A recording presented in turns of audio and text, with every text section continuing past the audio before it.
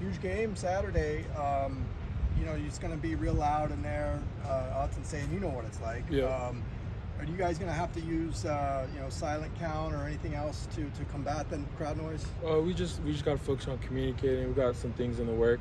We've been practicing with speakers out, playing loud noises like crowd noises or music, and we're trying to simulate just staying focused and locked in. Does it matter whether it's a run or a pass as far as communication? Is one harder than the other? Is it the same? No, it's the same. Just making sure that we're on the same page. Just got to make sure, Raekwon hears me or the center hears me or we all hear Duke, whatever he's making the call. That's all that matters. How do you guys make sure that you hear each other? We just visual confirmation and just seeing if, once the play's done, obviously you'd be like, do I need to speak louder if he didn't get the call or if he didn't execute what Duke's telling him to do. When you say visual communication, what do you mean? It was just eye contact, like if you're looking at me and I'm saying something to you, I'm assuming you're hearing me. Yeah. So, yeah. It sounds like it might rain there too. Are you guys doing anything to prepare for that? If we'll be ready if it rains though. Yeah. Right now, no, not really. What have you seen out of their defensive front? They're good. They're a good front seven. Obviously, their linebackers are pretty good as well. We played against 55. He was at UW last year, I believe. Number 3 is another guy we played against last year, so they're a real solid group, and we're excited to go up against them. You guys have really, really come together these last 3 or 4 games as a line. What's kind of led to you guys' success that you haven't as a line right now? Definitely Coach Drev.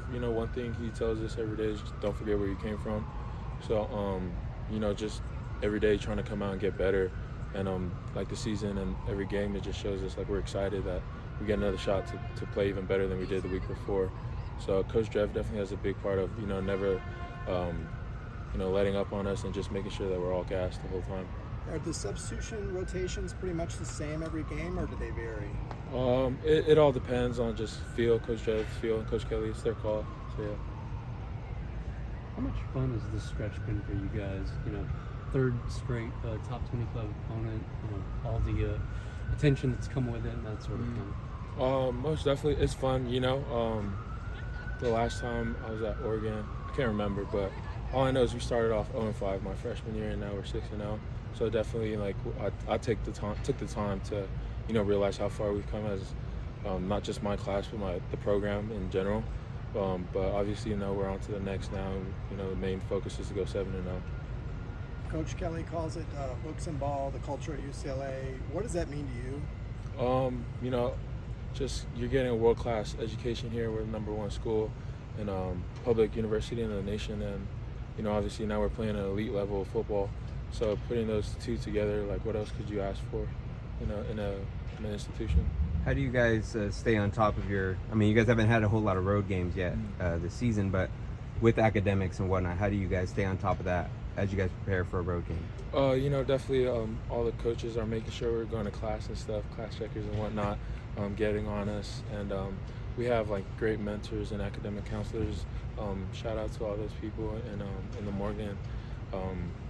They just stay on top and help work in our quarter calendars, planning out our syllabuses and seeing what days major assignments are due, and then making sure they shoot you reminders, especially if it's like this week when we're traveling away, they already have the game plan. Some of them are traveling up with us too, so they do a great job of helping us. You ever had Coach Kelly as a class checker? No. Thankfully. Coach Kelly obviously had great success at Oregon, and I'm sure he wants to be known for more than that. Does that make, I'm sure you guys are kind of cognizant of, what this win would mean to go to Oregon and beat a top 10 team there where he used to be. Are you guys, obviously you want to do this for yourselves and for the university, but for Coach Kelly to help him kind of get over the hump of where he wants to go with UCLA too?